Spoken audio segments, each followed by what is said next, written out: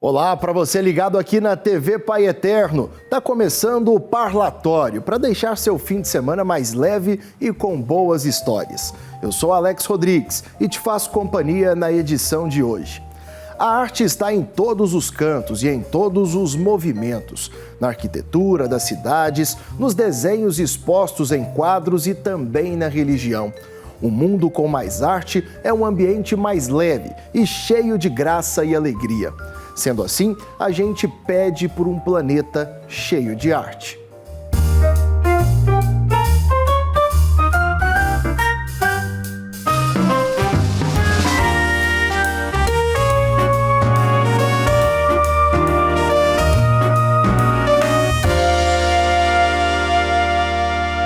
E hoje eu converso com Vilma Tomaso. Ela é escritora e tem forte ligação com a arte na religião.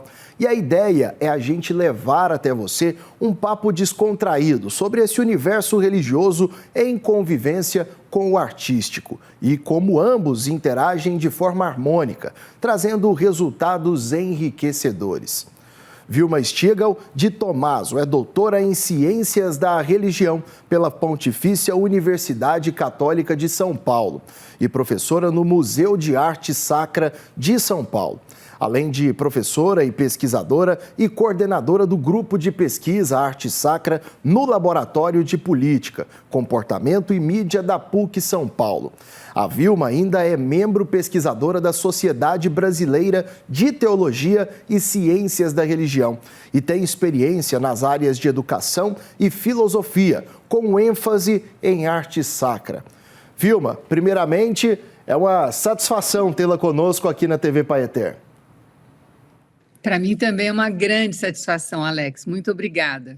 E eu já queria começar te perguntando exatamente sobre isso, né? A senhora como uma referência, expoente nas áreas artísticas e religiosas. Conta pra gente como é que começou essa paixão por essas vertentes. Bom, isso começa de criança, né? Eu fui sempre acostumada a estar com a arte, né? Meu avô era um grande colecionador de arte. Enfim, visitava museus, e não só museus, ia a concertos. Só que quando eu fui fazer faculdade, eu fiz faculdade de letras. Mas mesmo assim fazia cursos e mais cursos e livros e lia muito, sempre gostei muito de ler sobre arte em geral. E a arte sacra sempre me cativou muito, sabe? Sempre gostei muito de duas coisas, das escrituras sagradas e da arte da igreja, vamos assim dizer. Por isso que quando eu fui fazer Ciências da Religião, foi o que eu escolhi, no meu mestrado e doutorado, eu fiz com ênfase na arte sacra. Eu pesquisei primeiro Maria Madalena, depois os ícones, principalmente do Cristo Pantocrator, com uma visão na arte contemporânea também. E na sua visão, até por conta de todo esse currículo já apresentado aqui, a arte sacra é explorada de forma adequada ou ainda há muito a ser conhecido sobre esse tema, Vilma? Bom, são duas coisas, né? Aqui no Brasil, nós fomos educados, né? O Brasil é um país muito jovem, nós somos educados na arte do barroco, só que a igreja, ela tem 2000 anos, e um outro fato também interessante é que houve um último concílio, o Concílio Vaticano II, que foi um concílio ecumênico, e diz que a igreja tinha que se voltar também às fontes, quer dizer, desde o começo ali. Então, nós não temos, eu estou falando do Brasil, né? Nós não temos uma visão da arte muito completa, assim. A gente conhece muito aqui, estou me dirigindo ao Brasil, a nós brasileiros, né? A arte barroca, que é linda também. Só que a arte atual, a da igreja contemporânea, ela pede um outro olhar, né? E esse olhar é da arte, da nova arte, que é, na verdade, a arte da igreja do primeiro milênio.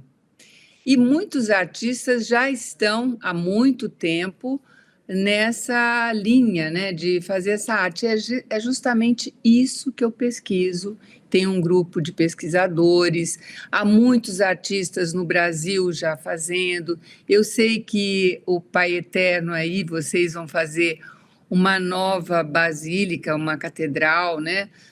Que será também, não sei se é catedral, será que estou errada? É a nova basílica mesmo. Basílica, né? Isso. Uma basílica justamente até onde eu me informei, que é sobre essa arte mais contemporânea, né? Mas a gente tem que sempre ter uma visão de respeito pelo barroco, claro, né? Que, aliás, é uma arte que eu gosto muito também. Ô Vilma, em todos esses anos de faculdade, escolas, contatos com alunos, a senhora tem percebido um aumento no interesse das pessoas pela arte, especialmente na religião, até em cima disso que você já estava falando? Olha, sabe o que eu tenho? Quando eu comecei, era muito pouco, eu via assim pouca gente pesquisando, sabe? Mas hoje em dia, ainda bem, há muita gente. E tem um trabalho bonito que a CNBB está fazendo já há muito tempo, que é justamente de dar um respaldo aos artistas, sabe? Tanto na arquitetura como na arte sacra, né? Então, esse trabalho que a CNBB faz, eles fazem simpósios a cada 2 anos, dos quais eu participo, e muitas pessoas participam também. A gente vê um crescimento, ainda bem, né? Porque a arte, ela não está lá só para decorar a igreja. A arte, ela evangeliza acima de tudo, né? Ela é uma grande aliada da teologia na evangelização. E eu queria saber de você o seguinte, Vilma, como é que a arte ela pode ilustrar a religião? Eu te pergunto isso porque a religião, claro, existem várias. A gente está falando aqui especificamente até da Igreja Católica, mas como é que a arte ela pode ilustrar a religião, que é algo assim tão grande, tão longo, tão complexo, e como é que isso acontece? Olha, Alex, teve um livro que eu lancei também pela Paulus, que é o Cristo Pantocrator, ele tem esse nome, mas ele é uma história da arte sacra católica, cristã, vamos dizer assim, né?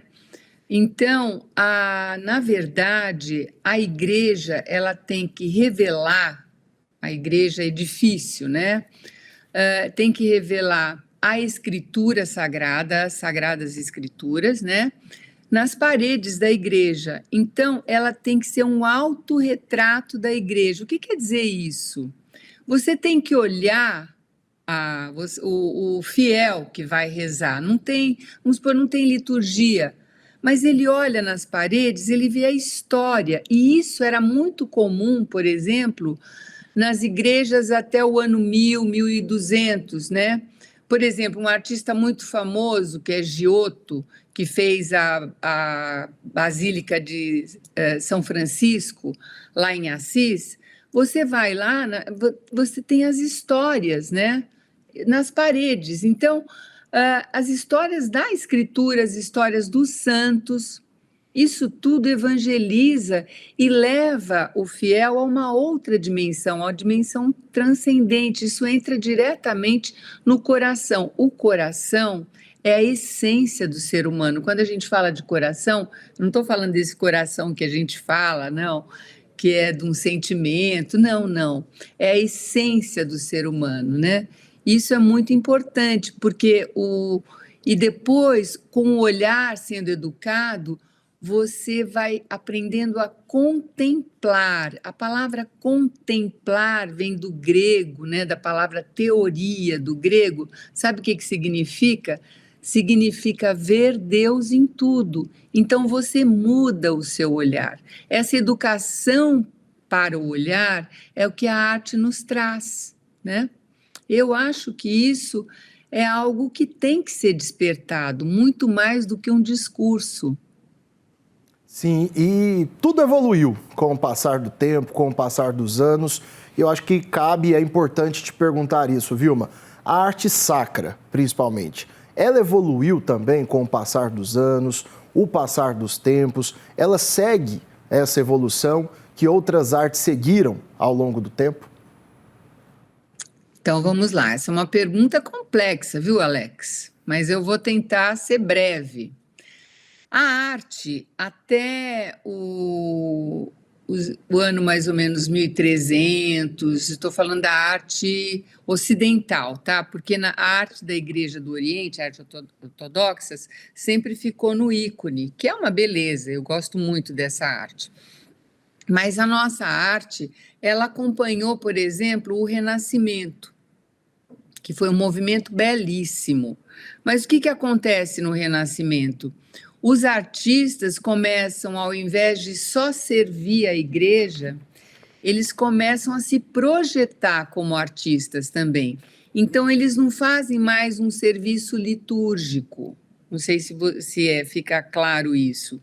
Eles querem fazer algo que brota da criatividade deles. Então, isso é bom?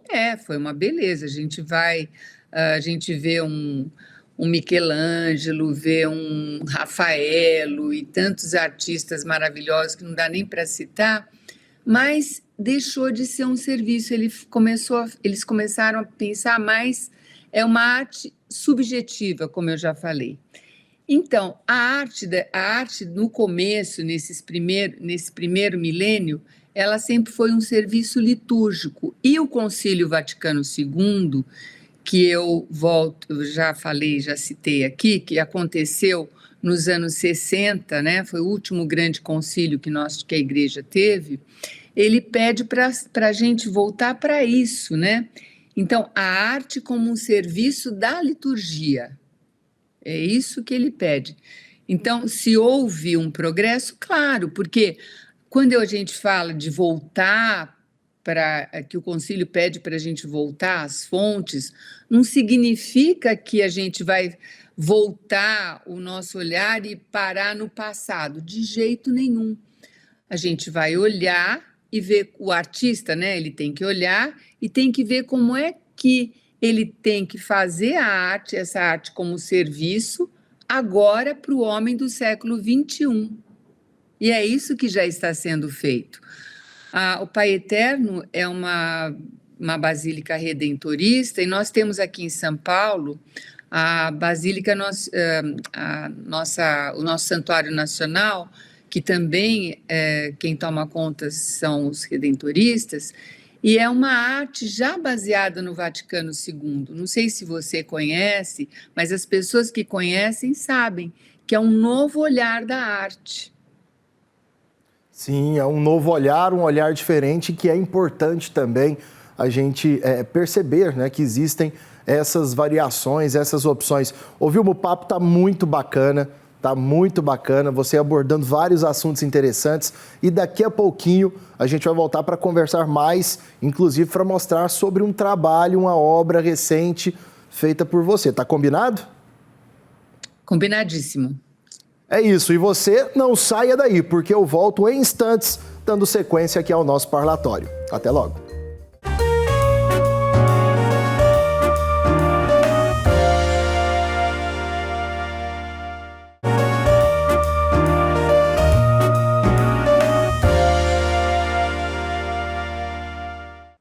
O parlatório está de volta e a entrevista de hoje é com a professora e escritora Vilma Stigal de Tomaso. Ela tem uma forte ligação com a arte sacra e vasta experiência em pesquisa sobre história, arte e religião. No final do bloco anterior, eu te perguntei sobre como a arte ilustra a religião, Vilma. Agora, eu quero saber como a religião pode influenciar na arte. Isso acontece? Acontece. Acontece, sim. Se a gente pensar bem, a arte nasceu muito cedo. Todas as religiões têm uma manifestação artística, né? Então, por exemplo, eu sei que você vai falar sobre uma santa, e eu pesquisei justamente como é que ela foi retratada desde o começo até os nossos dias. E até porque que isso influenciou na visão que nós temos dela. Então, influencia, sim. A arte é algo muito forte, né? A gente vê, e às vezes entroniza o que a gente está vendo. Com certeza, Vilma. Inclusive, tô aqui com esse livro em mãos, Maria Madalena, História, Tradição e Lendas. Uma obra com muitas ilustrações e carregada de muita pesquisa. Conta aqui pra gente, como é que esse livro ele foi construído? Bom, eu pesquiso Maria Madalena há muitos anos, muitos anos. Eu sempre fui muito curiosa e mesmo antes de fazer ciências da religião, eu era uma mulher que eu admirava muito porque eu achava intrigante Jesus ter aparecido como ressuscitado, né, para uma mulher que diziam que era isso, aquilo, uns falavam que ela era adúltera, outros falavam que ela era pecadora, outros, enfim. Tinha muitas histórias e a gente nunca sabia o que era, eu resolvi pesquisar.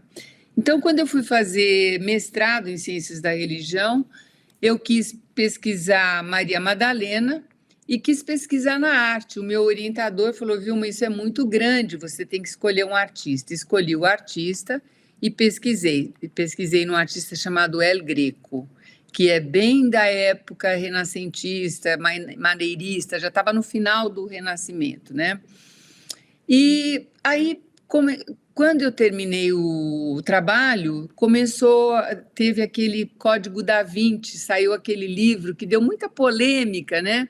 E nessa época eu fazia muitas palestras sobre Maria Madalena, mas eu comecei a me desgastar um pouco, porque as pessoas achavam que Maria Madalena tinha se casado com Jesus e tinha tido filhos. Eu falava, gente, isso não existe, isso não tem nenhum documento, isso é ficção. Eu falava, sabe? Mas um dia, sabe o que eu fiz, Alex? Eu cheguei em casa e guardei o meu trabalho. Falei, olha, fica aí, quietinho. Aí fui fazer doutorado, já estava fazendo doutorado, fiz doutorado. Saiu meu livro sobre o Pantocrator, né, uma história da arte sacra, homenageando um artista que foi um grande amigo meu, Cláudio Pastro, por isso que tem o nome dele no livro. E parei. Um dia eu estava numa palestra e o palestrante falou, e Maria Madalena, essa mulher extraordinária, tão mal vista, né? Que injustiça que fazem com Maria Madalena. E mostrou uma imagem de Maria Madalena toda desnuda, mostrando as pernas, os seios, né? Então ele falou, por que mostrar Maria Madalena assim? Eu fiquei com aquilo na minha cabeça e falei assim, está na hora de pegar aquele trabalho. Peguei, falei com a editora Paulus, o diretor falou, Vilma, vamos lançar o livro. Eu falei, não, espera, já faz um tempo que ele está guardado, eu refiz, coloquei as novas pesquisas. Teve que mudar muita coisa, Vilma? Tive. Eu não lancei o meu mestrado, não. Se você ler, quem ler o meu mestrado, vai ver que é outra coisa. Eu falo de um artista, né? E aí, no livro, eu conto, é diferente. Eu falo, está muito mais rico, muito mais bem elaborado, porque, primeiro, que a gente tem mais experiência, né? E depois eu tinha pesquisado mais, com tudo aquilo que saiu na época, isso faz muito tempo, né? Do Código da Vinci. Saíram muitos livros, eu tenho todos, minha biblioteca é grande aqui, eu tenho uma prateleira que é só sobre Maria Madalena, né? E todos os livros que as pessoas, por exemplo, quem tiver meu livro em mãos, você tem, Alex, se você olhar a bibliografia, eu tenho todos os livros, porque eu gosto de ter livro. Livro é uma coisa que, assim, eu falo que faz parte da minha identidade, eu não sei viver sem eles, né? Então, eu tenho os livros, até hoje eu pego os livros, eu escrevo, eu tenho que pesquisar ainda, e sai alguma coisa sobre essa santa, eu vou lá saber o que é. É realmente uma extensa lista bibliográfica, e a gente está percebendo aí também no seu cenário o quanto você gosta dessa leitura, gosta de se manter também atualizada em relação a essa questão das pesquisas. E é um desafio unir religião e arte sacra na literatura, Vilma? Sabe que é um desafio, mas para mim eu posso dizer que é um prazer, Alex, porque é algo que eu amo tanto, eu sou tão apaixonada que às vezes eu fico até de madrugada fazendo, lendo, escrevendo, né? E as pessoas falam, nossa, mas é tão sacrificada a sua vida, porque eu tenho família, eu tenho marido, filhos, agora tenho 2 netinhas. Então, mas é algo tão apaixonante que quando a gente ama, parece que não tem sacrifício, né? É uma coisa muito boa, mas é um desafio, sim. E como Mas é um bom identificar valores culturais em histórias aparentemente sem muito significado para algumas pessoas? É claro que cada um dentro de um assunto tem ali a relevância, a importância para ela. Mas como é que é identificar esses valores culturais em histórias que para uma pessoa ou outra pode parecer assim insignificante, Vilma? Bom, isso a gente pode começar. Sua pergunta não é uma pergunta simples, mas eu vou tentar responder de forma concisa. Pode ficar à vontade. A Bíblia, as escrituras, elas são simbólicas, né? A escritura é simbólica. Não, tudo ali é verdade, é a inspiração de Deus. Então a gente tem que pensar nisso. Mas a linguagem é simbólica, assim como a linguagem da arte também deve ser simbólica. Então, Jesus mesmo fala: quem tem olhos para ver e ouvidos para ouvir. Então, você precisa estar aberto para você entender aquilo, né? E a arte, eu percebo uma coisa, sabe, Alex? Quando eu vou, por exemplo, para o Santuário de Aparecida, que eu gosto muito de ir lá. Eu moro em São Paulo, mas eu gosto muito de ir a Aparecida, né? E tô louca para conhecer o Santuário a Basílica do Pai Eterno também, Te viu? aguardamos aqui então, viu? O ano que vem eu tenho que ir para Goiás e eu quero ir, eu quero mesmo ir. Então, voltando, quando quando eu vou a Aparecida e vejo o povo admirando, parando, olhando, em silêncio. Você sabe que, por exemplo, a Basílica é muito grande, né? Sim. E tem um fato impressionante. Olha como a arte tem um impacto sobre as pessoas. Antigamente, antes dela ser assim cuidada por dentro, vamos dizer assim, existia muita sujeira, tinha gente que jogava papel no chão, entrava, falava alto. Agora que tem toda aquela beleza, principalmente da maioria da arte lá do Cláudio Pastro, você vê as pessoas não jogam papel no chão. Eu já estive várias vezes lá com o santuário lotado, pessoas em pé, e eu olho no chão, porque o Cláudio me falava isso, sabe? Você não vê um papel no chão. E as pessoas, quando entram, falam baixo. Ninguém fala alto. O que é isso? É o impacto da beleza da arte sacra nas pessoas. As pessoas se admiram, às vezes não estão entendendo, mas não tem que entender, tem que entrar pelo coração, sabe? Então, a pessoa traz alguma coisa boa. E quem vai a esses santuários, a essas basílicas, a essas capelas que têm essa beleza, as pessoas não sabem por quê, mas elas querem voltar, porque aquilo faz bem. Você entra e você está mergulhado na graça. Sabe que os cristãos, um símbolo do cristão é o peixe, não é? Com certeza. Lembra muito a passagem bíblica, até a questão de Nossa Senhora Aparecida também, né, Vilma? Exato, exato. Então, eu digo que o peixe mergulha na água. Nós, quando entramos nesses lugares, nós mergulhamos na graça, na beleza. Nós estamos em Cristo, nós estamos nele já. Uma vez eu encontrei um padre redentorista ali em Aparecida, e eu falei assim: padre, não sei por quê, mas eu não consigo rezar aqui dentro, é como se eu estivesse rezada. Ele falou: mas é isso mesmo, Vilma, é assim que você está rezada, porque você entra na graça. É muito. Eu sou muito apaixonada por isso, porque eu acho que a pessoa pode ser letrada, ler todos esses livros aqui, e pode não ter lido nunca nada. Se ela tem o coração aberto, quando ela vê uma beleza dela, ela se encanta. e é um encantamento divino, sabe? É uma contemplação. Ô, Vilma, e eu vou te fazer uma pergunta que talvez seja mais difícil desse nosso bate-papo até aqui, porque como você, como artista, como uma estudiosa, uma pesquisadora, uma historiadora, qual que é a imagem sacra que mais mexe com você? Tem uma, só para escolher uma, qual seria? Olha, a imagem sacra que mais mexe comigo sempre foi a face de Deus, a face de Jesus. E eu tenho duas, viu, Alex? Eu vou te decepcionar agora, porque a outra é Maria, é Nossa Senhora.